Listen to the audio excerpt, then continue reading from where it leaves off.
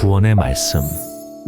우리가 원하는 대로 하나님을 통제하거나 우리가 원하는 대로 하나님을 상상하는 게 아니고 있는 그대로의 하나님을 받아들이려면요, 여러분들은 하나님을 알아야 합니다. 그리고 하나님을 아는 방식은요, 다양한 방식이 있습니다. 여러분들이 기도하다가 하나님께서 여러분들에게 뜻밖의 계시처럼요, 은혜를 주실 수도 있습니다. 찬양 가사를 통해서 하나님을 알 수도 있습니다. 그리고 친구들 간의 대화를 통해서 하나님을 알 수도 있습니다. 그것도 아주 좋은 방법입니다. 그리고 초자연적인 은사나 능력을 경험함으로써 그분의 사랑과 돌봄과 은혜를 체험할 수도 있습니다. 근데 그 모든 방식은 빈약합니다. 그 모든 방식으로는요, 여러분들이 가지고 있는 상상을요, 타락한 상상을 바꿀 힘이 없습니다. 여러분들은 글로 가야 합니다. 언어는요, 자기 자신을 소개하는 가장 정교한 방식의 표현이라고요. 제가 되게 힘이 없을 때가 있었습니다. 힘이 없는 것처럼 보이는 상황이 있었어요. 그래서 저희 교회 청년들이 와가지고 목사님 어디 아프세요? 힘드세요? 그럼 제가 이렇게 말합니다. 아니야 나 지금 저전력 모드야. 힘을 아끼고 있는 거죠. 저전력 모드예요. 그걸 통해서 내 표정으로 나를 추측하는 게 아니고 내 언어로 정확하게 나를 이해할 수 있죠. 맞죠? 그 방식이 성경이에요. 성경은요, 여러분들로 하여금 놀라운 변화를 가르쳐 줍니다. 성경은요, 비유컨대 망원경입니다. 망원경은 뭘 하죠? 멀리 있는 걸 가깝게 보이게 하죠. 그리고 그 효과로요, 우리의 육안으로는 전혀 보이지도 않는 점 같은 별을요,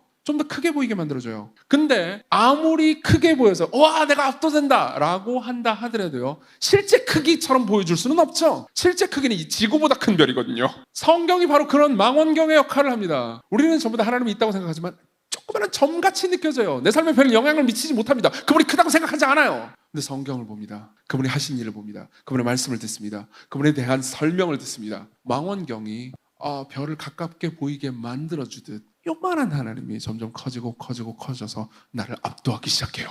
그럼 그때 여러분들 입에서 찬양이 터져나오는 거죠. 그리고 말하는 겁니다. 주여 말씀하소서, 내가 순종하겠나이다. 반대로 여러분들이 보는 TV나 여러 가지 문화는요, 마치 현미경과 같습니다. 진짜로는 찌끔한 겁니다. 눈으로 절대 보이지 않아요. 너무너무 작아서 눈에 안 보이는 거예요. 근데 현미경을 쓰면 어떻게 되죠? 커져 보입니다. 생각해보세요. 여러분들이 친구들이랑 대화를 합니다. 이제 왜 여러분들은 막 취직했어요? 그리고 동기들이랑 얘기를 합니다. 니네 회사 어때? 뭐 그냥 그저 그래. 니네 회사는 어때? 그저 그래. 월급은 얼마야? 월급 서로 깝니다. 너 주식 투자해? 아직 안 하는데? 미쳤니? 월급으로 어떻게 살려고 그래? 주식 투자를 아직도 안 한다고? 그러고 나서 하루 종일 주식 투자 얘기를 듣잖아요. 아직도 엔비디아를 안 샀냐 이 바보야 그러면서. 그러면요, 집에 갈 때요, 머릿속에요, 내가 주식을 아직도 안 하면요, 내 인생이 실패하고 망할 것 같습니다. 별것도 아닌 요만한 게요, 거대하게 나를 덮쳐오는 거죠. 내 친구가 저 회사를 들어갔는데 내가 못 들어가잖아요. 그럼 내 인생이 망할 것 같습니다. 이번 수능에 실패하면, 내가 재수했는데 또 실패하면 나는 그냥 이 세상의 사회의 루저가 될 것 같습니다. 내가 지금 나이까지 잘하는데, 난 30대 중반이에요. 이제 40대가 다 돼갑니다. 근데 아직도 연애를 못하고 아직도 결혼을 못합니다. 너무 힘들어요. 그럼 결혼을 못하면 내 인생이 루저가 될 것 같습니다. 물론 결혼 중요하죠. 하나님보다 크진 않아요. 여러분들이 생각했을 때 삶에서 중요하다고 생각하는 그 모든 것들이요, 사실 그렇게 중요한 건 아니라고요. 여러분들은 영원을 살 사람들이에요. 그리고 영원 안에서 그 모든 이야기를 다시 들여다보십시오. 세포 혹은 미토콘드리아, 아메바, 그 정도 크기밖에 안 된다고요. 하나님이 모든 것을 압도하는 유일한 실제입니다. 그리고 여러분들에게는 뭐가 필요하죠? 망원경이 필요해요. 그게 성경이에요. 치밀하게 읽으십시오. 그냥 대충 보지 마세요. 개역개정이 어려우면 다른 번역본을 보셔도 좋습니다. 하지만 제가 여러분들에게 드리고 싶은 말씀은요, 그냥 쓱 읽지 마십시오. 몰입하세요. 누가 설명해 주는 거에만 만족하지 마십시오. 스스로 연구하십시오.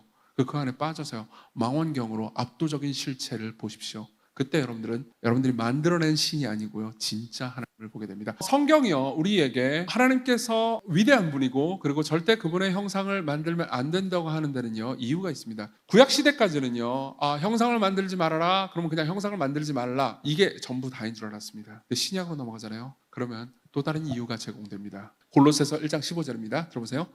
여기서 그는 예수님을 가리킵니다. 보이지 아니하는 하나님의 형상이시오 모든 피조물보다 먼저 나신 이시니. 자, 예수님을 가리켜서 뭐라고 말하죠? 하나님의 형상이라고 말합니다. 하나님의 진짜 형상이요. 간단하게 얘기하자면 이렇습니다. 구약시대까지는요, 너희들이 만들어낸 멋대로의 하나님을 상상하지 마, 성경을 읽어, 그리고 하나님을 받아들여, 이게 끝이었어요. 근데 신약으로 넘어가면 훨씬 더 위대한 차원으로 우리를 데려갑니다. 너희들에게 형상을 만들지 말라고 했던 진짜 이유를 알려주마. 이미 하나님의 형상이 있기 때문이다. 하나님의 진짜 형상이 있기 때문이다. 그리고 그 형상이 바로 예수 그리스도다. 예수 그리스도를 보면 너희들이 진짜 하나님을 볼 수 있을 것이다. 그게 바로 성경의 방식입니다. 예수 그리스도가 진짜 하나님이에요. 나는 아직 하나님이 살아계신지 모르겠어요. 눈에 보이지 않기 때문에 못 믿겠습니다 라고 생각하는 분들이 계실지 모르겠습니다. 여러분 혹시 유리 가가린이라고 아시나요? 유리 가가린은요, 소련의 우주 비행사였습니다. 인류 최초로 대기권 바깥으로 나간 사람이죠. 우주를 본 사람입니다. 그리고 가가린이 이렇게 말했습니다. 그 사람 무신론자였기 때문에요. 이런 이야기를 했습니다. 내가 우주로 나갔고 지구는 풀을 얻고 그리고 거기에는 신이 없었다. 그때 당시 공산당 제1서기장이었던 니키타 크루시초프는 이런 이야기를 했습니다. 유리 가가린이 우주로 나갔고 거기엔 신이 없었다. 우리 소비에트 연방의 제1신조는 무신론이고 우리는 여기에 대해서 그 어느 때보다도 더 많은 증거를 가지게 되었다라고 말합니다. 우주로 나갔는데 신이 없었고 그러니까 신이 없다. 너무 단순한 논리잖아요. 근데 그 과정 중에서요, C.S. 루이스는요 아주 이 모든 문제를 진지하게 받아들였습니다. 루이스는요 Seeing Eyes라는, 보는 눈이라는 제목의 칼럼을 하나 씁니다. 이 소련 사람들은 자신이 우주로 나갔는데 거기에 신이 없었고 자신들이 보지 못했고 그렇기 때문에 신이 없을 거라고 이야기합니다. 이것은 너무나 단순한 논리입니다. 이들은 인간이 하나님을 만난다는 것을 마치 1층에 있다가 2층으로 올라가면 하나님을 볼 수 있는 것처럼 오해하고 있습니다. 인간이 하나님을 만난다는 건요 1층에 있다가 2층으로 올라가서 누군가를 만나는 것과는 달리 햄릿이 셰익스피어를 만나는 것과 같습니다. 햄릿은요 셰익스피어가 쓴 희곡의 이름인 동시에 거기에 주인공입니다. 자기가 만든 캐릭터죠. 근데 햄릿이요 그가 있는 세계관을 돌아다니면서 셰익스피어가 있다는 소리를 들었는데 내가 눈으로 봐야 알겠어 그러면서 막 돌아다닙니다. 근데 당연히 못 보죠. 그러고 나서 내가 이 세계관 어디를 돌아다녀도 셰익스피어를 보지 못했어. 그렇기 때문에 셰익스피어는 없어. 나는 무 셰익스피어론자야 라고 말하면요 여러분들 뭐라고 말하겠습니까? 이 바보야, 너의 존재 자체가 너를 만든 존재를 입증하잖아 라고 말하지 않겠습니까? 근데 제가 주로 이야기하고 싶은 건 이겁니다. 그럼 햄릿은 어떻게 셰익스피어를 만날 수 있죠? 불가능하죠. 자기가 어떻게 돌아다녀도 안 될 겁니다. 방법은 하나밖에 없습니다. 셰익스피어가요 햄릿의 세계관 안으로 들어가는 거죠. 하나님은 그 일을 하셨어요. 그분은 삼위일체 중에 한 위격은요 단순히 신으로 남기를 원치 않으시고요 내려오셨습니다. 자, 그분이 진짜 하나님이에요. 그리고 우리는요 그 형상을 보고 진짜 하나님을 가늠합니다. 예를 들면 이런 거죠. 여러분들이 삶을 살고요 그리고 하나님께서 평안을 주시도록, 저는 많은 거 바라지 않아요. 그냥 평안함만 있으면 됩니다. 제 삶, 제 가족들 건강하기만 하면 됩니다 라고 말합니다. 근데 삶에 고통이 찾아옵니다. 병이 찾아오거나 혹은 여러분들 가족 가운데서 병이 찾아왔습니다. 여러분들이 직장을 잃습니다. 여러분들이 실패합니다. 고통이 찾아옵니다. 그리고 생각하죠. 왜 하나님께서 이렇게 하시는 거죠? 하나님이 정말로 날 사랑하신다면 왜 이런 일이 일어나는 거죠? 라고 반문합니다. 어떻게 대답할 수 있을까요? 정말 많은 신학자들은 여기에 대해서 대답하기 위해서 정말 온갖 노력을 기울였습니다. 그리고 완벽하게 대답해 줄 수는 없습니다. 모든 걸 설명해 주지 않아요, 성경이요. 고통의 이유, 우리가 삶에서 겪는 고난의 이유를 모든 걸 설명해 주지 않기 때문에 성경은요 결국은 우리에게 이렇게 말하는 셈입니다.